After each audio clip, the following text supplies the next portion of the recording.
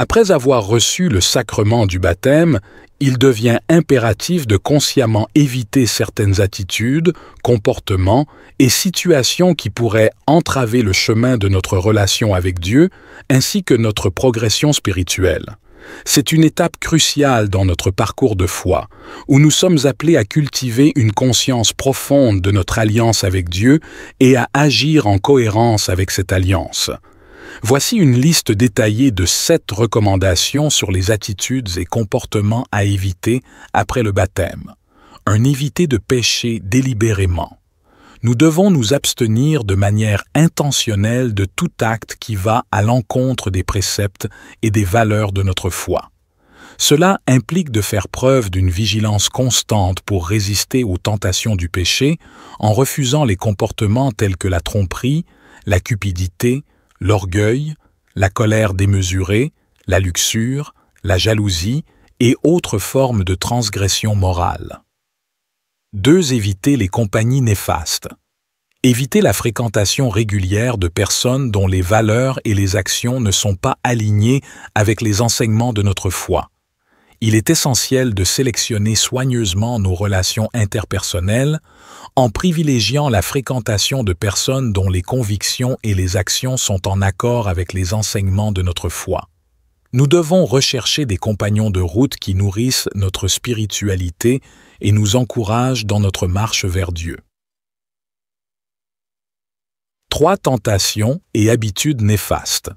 Identifier et résister aux tentations qui peuvent nous éloigner de Dieu. Nous devons être proactifs dans notre lutte contre les tentations qui peuvent nous éloigner de la voie divine.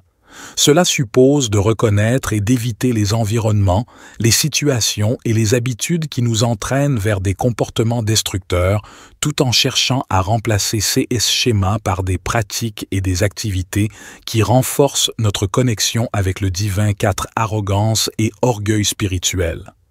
Garder à l'esprit l'humilité et la reconnaissance de notre dépendance envers Dieu.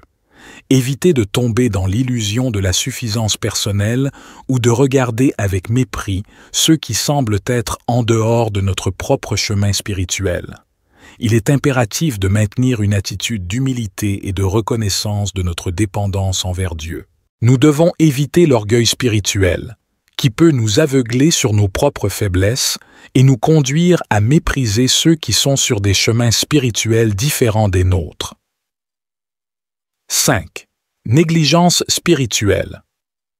Ne pas négliger nos pratiques spirituelles régulières telles que la prière, la méditation, l'étude des Écritures et la participation au sacrement. Maintenir une relation intime avec Dieu est essentiel pour notre croissance spirituelle et notre bien-être. Nous ne devons jamais négliger nos pratiques spirituelles habituelles. 6 rituels sont les fondements de notre relation avec Dieu et constituent des moyens essentiels pour entretenir notre croissance spirituelle. 6 mensonges et tromperies.